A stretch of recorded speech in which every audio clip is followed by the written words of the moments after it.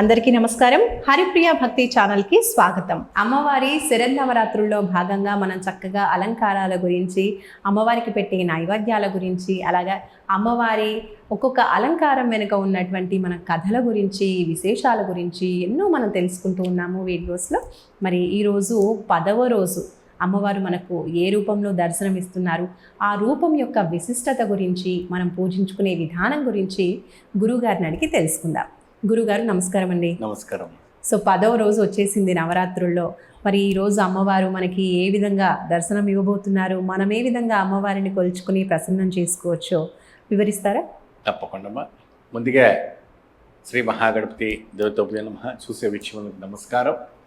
దేవి శరణ నవరాత్రులు అవుతున్నాయి. ఈరోజు చివరి రోజున విజయదశమి రోజు శుభాకాంక్షలు తెలియజేసుకుంటూ మీకు కూడా శుభాశీస్సులు చెప్తూ ప్రారంభిస్తాను. ధన్యవాదాలు గురుగారు.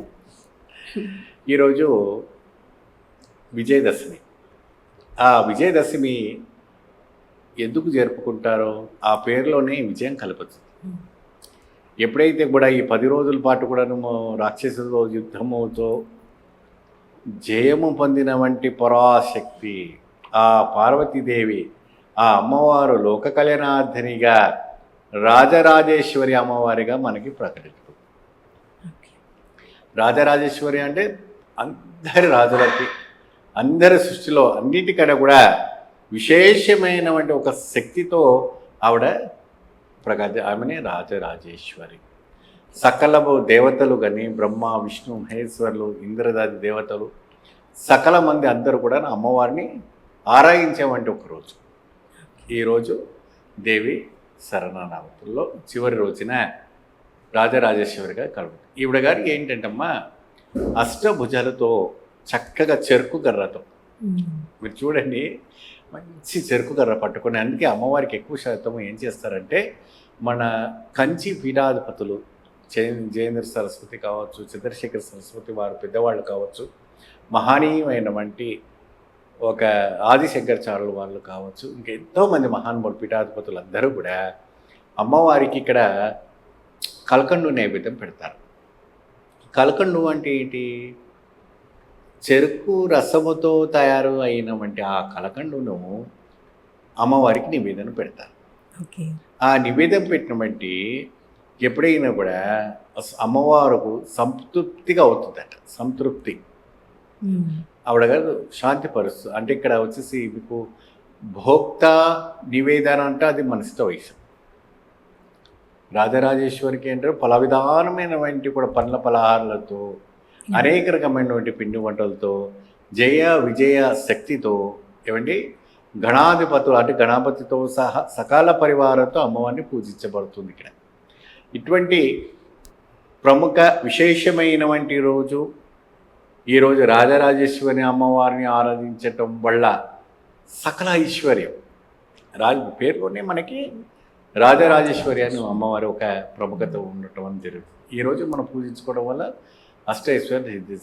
ప్రత్యేకంగా తమలపాకు పైన ఇచ్చినటువంటి ఒక మంత్రాన్ని మీరు రాసి 108 తమలపాకు అమ్మవారి పటం దగ్గర పెట్టండి.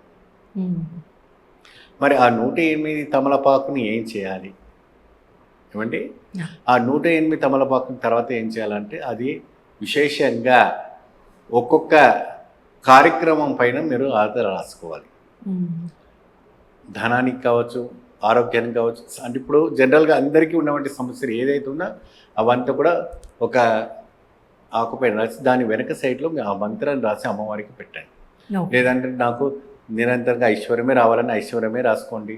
నిరంతరంగా నాకు ఉద్యోగమే రావాలి, ఒక మంచి గవర్నమెంట్ ఉద్యోగం రావాలి, ఒక సాఫ్ట్వేర్ ఉద్యోగం రావాలి, అది రాసుకోండి.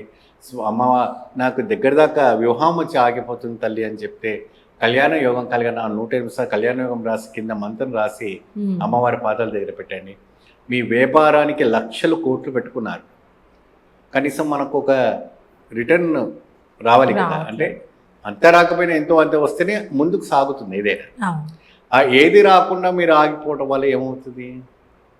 కాబట్టి వ్యాపారం అభివృద్ధి జరగాలి అని కింద ఒక మంత్రాన్ని రాసి అమ్మవారి పాదాల దగ్గర పెట్టి చక్కగా ప్రార్థన చేసుకోండి. అమ్మవారి ఒక శ్లోక మంత్రాలు చాలా విశేషంగా ఉంటాయి. మీ రాశి మీ నక్షత్రానికి సంబంధించినటువంటి మంత్రం ఇవ్వటం అని జరుగుతుంది. ప్రత్యేకంగా అమ్మవారికి ప్రముఖంగా జామకాయల నివేదన. జామ పండు. అంటే ఇప్పుడు హైబ్రిడ్ పండ్లు కాకుండా నాటు జామ న్యాచురల్ పెడితే ప్రసన్నం అవుతుంది. దాంట్లో కోసి దాంట్లో మధువు పెట్టాలి. అంటే మధు అంటే ఏంటి? తేనె, పట్టు తేనె. ఓకే. ఆ పట్టు తేనె 2 డ్రాప్స్ వేసి అమ్మవారికి నివేదన పెట్టి చక్కగా మీ పిల్లలకు తినిపించండి. వాళ్ళకి అక్షరాభ్యాస కాకుండా సంపూర్ణ జ్ఞానం కలుగుతుంది. చదువులో మంచి అభివృద్ధి అవుతారు. మహా శక్తివంతులు అవ్వడానికి అవకాశం ఉంటుంది. ఫ్యూచర్లో కూడా మంచి ఒక ఇది అవుతారు. ఆ రాజరాజేశ్వరి ఎప్పుడు కూడా మీ కుటుంబాన్ని కాపాడుతూ ఉంటుంది. ధన్యవాదాలు గురుగారు. చక్కగా అమ్మవారి అలంకారం విశిష్టత గురించి, అమ్మవారిని పూజించుకునే పద్ధతి గురించి, అలాగే ప్రసాదం విశిష్టత గురించి కూడా చక్కగా తెలియజేశారు. అందరి తరఫున ధన్యవాదాలు గురుగారు. సో చూస్తున్నారు కదండి, 10వ రోజు అమ్మవారు 9 రోజులు యుద్ధం చేసి 10వ రోజు విజయం సాధించినందుకు గాను దశమిగా, విజయదశమిగా మనం పూజించుకుంటూ ఉన్నాము. అమ్మవారిని రాజరాజేశ్వరి దేవిగా ఈరోజు కొలుచుకుంటూ ఉన్నాం. కాబట్టి అమ్మవారిని ఏ విధంగా పూజించుకోవాలి, ఎటువంటి నైవేద్యం పెడితే అమ్మవారిని చక్కగా ప్రసన్నం చేసుకోవచ్చు, సుఖశాంతులతో జీవించవచ్చు అనేది గురువుగారు తెలియజేశారు కదా. కాబట్టి మీరు కూడా చక్కగా పూజించుకొని ఆ అమ్మవారి ఆశీస్సులు పొందాలని కోరుకుంటున్నాం. మరొక మంచి వీడియోతో మళ్ళీ కలుసుకుందాం. నమస్కారం.